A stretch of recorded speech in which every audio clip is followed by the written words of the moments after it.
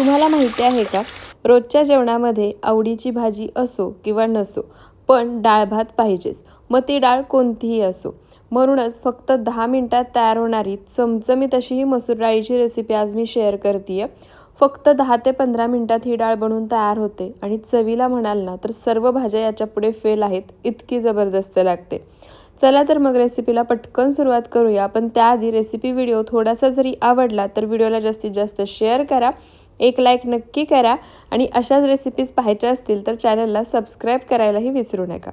सर्वात आधी इथे एका कुकरमध्ये मी अर्धी वाटी मसूर डाळ घेतली आहे. डाळ 2 ते 3 वेळा स्वच्छ पाण्याने धुवून घ्यायची. डाळ 2 ते 3 वेळा स्वच्छ पाण्याने धुवून घेतली की आता यामध्ये एक मधून चिरलेला टोमॅटो, म्हणजे एका टोमॅटोचे 2 भाग करून घ्यायचे, 4 हिरव्या मिरच्या, 6 ते 7 लसणाच्या पाकळ्या, अर्धा चमचा हळद, 1 चमचा काश्मीरी लाल मिरची पावडर, अर्धा चमचा धनेपूड, अर्धा चमचा किंवा चवीनुसार मीठ घालायचं.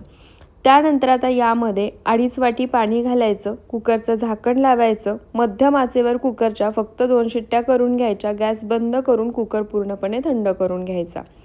तर इथे पहा, मध्यम आचेवर कुकरच्या 2 शिट्ट्या करून गॅस बंद करून मी कुकर पूर्णपणे थंड करून घेतला आहे. डाळसुद्धा अगदी छान शिजली आहे. कुकरचं झाकण काढायचं. आता सर्वात आधी टोमॅटोची जी साल आहे ती काढून घ्यायची आणि ही डाळ आपल्याला घोटून घ्यायची आहे. म्हणजे यामध्ये आपण लसूण, हिरवी मिरची आणि टोमॅटो जो अख्खा घातला आहे ना, तो सुद्धा डाळीमध्ये एकसारखा मिक्स होईल. तर इथे मी डाळ घोटून घेतली आहे. आता आपण डाळीला तडका देऊया. त्यासाठी गॅसवर कढई गरम करायला ठेवली आहे. त्यामध्ये तेलाच्या किटलीमध्ये जी पळी असते त्या पळीने फक्त 2 पळी तेल घालायचं. तेल गरम झालं की अर्धा चमचा मोहरी घालायची. मोहरी छान तडतडली की यामध्ये 2 चिरलेल्या हिरव्या मिरच्या, 1 चमचा जाडसर ठेचून घेतलेला लसूण, 15 ते 16 कढीपत्त्याची पानं, पाव वाटी बारीक चिरलेली कोथिंबीर घालायची आणि आता हे सर्व लसणाचा कच्चेपणा जाईपर्यंत आणि लसणाला छान सोनेरी रंग येईपर्यंत परतून घ्यायचे. तर इथे पहा, लसणाचा कच्चेपणा जाईपर्यंत, लसणाला छान सोनेरी रंग येईपर्यंत सर्व साहित्य मी परतून घेतलं आहे.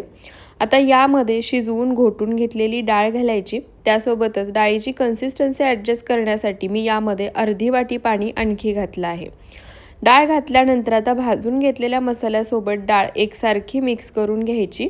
डाळ एकसारखी मिक्स करून घेतली की आता यामध्ये चवीनुसार मीठ घालायचं. लक्षात ठेवा, आपण डाळ शिजवून घेताना सुद्धा यामध्ये मीठ घातलं होतं, त्यामुळे या स्टेपला तुमच्या अंदाजानेच मीठ घाला. त्यानंतर मोठ्या आचेवर एक उकळी काढायची. उकळी आल्यानंतर पुन्हा एकदा डाळ एकसारखी मिक्स करायची. गॅसचा फ्लेम मीडियम टू लो करायचा आणि एक 7 ते 8 मिनटं ही डाळ मीडियम टू लो फ्लेमवर छान अशी शिजवून घ्यायची. तर इथे पहा, मीडियम टू लो फ्लेमवर ही डाळ एक 7 ते 8 मिनटं मी छान अशी शिजवून घेतली आहे. तुम्ही या ठिकाणी डाळीची कन्सिस्टन्सीसुद्धा पाहू शकता. तुम्हाला जर डाळ घट्टसर वाटत असेल तर यामध्ये तुम्ही आणखी एक अर्धी वाटी गरम पाणी घालून 2 ते 3 मिनटं डाळ पुन्हा उकळवून घेऊ शकता. आता गॅस बंद करायचा आणि यामध्ये भरपूर सारी बारीक चिरलेली कोथिंबीर घालायची. कोथिंबीर घालून एकदा डाळ मिक्स करायची आणि आता गरमागरम जिरा राईससोबत ही मसूरची डाळ सर्व करायची. तुम्ही ही डाळ साध्या भातासोबत सुद्धा खाऊ शकता, अप्रतिम लागते. पण मला जास्ती करून ही मसूरची डाळ जिरा राईससोबतच आवडते. डाळ बनवून होईपर्यंत मी जिरा राईससुद्धा बनवून घेतला आहे. परफेक्ट असं कॉम्बिनेशन तयार आहे. आता हे जे कॉम्बिनेशन आहे ना, याच्यासोबत कांदा अप्रतिम लागतो आणि त्यासोबतच घरी बनवलेलं आंब्याचं लोणचं. याची रेसिपी हवी असेल तर ते सुद्धा कमेंटमध्ये सांगा, नक्की शेअर करेन. आणि भूक लागली असेल किंवा काहीतरी कम्फर्ट फूड खायचं असेल तर एकदा फक्त 10 ते 15 मिनिटात तयार होणारी ही मसूर डाळ नक्की बनवून पहा. तुम्हाला आजचा हा रेसिपी व्हिडिओ कसा वाटला ते सुद्धा मला कमेंट करून नक्की सांगा. पुढची रेसिपी कोणती पाहिजे आहे ते सुद्धा सांगा. आणि आणखी अशाच रेसिपीज पाहायच्या असतील तर आपल्या सरिताज किचन मराठी या यूट्यूब चॅनलला सबस्क्राईब करायला विसरू नका.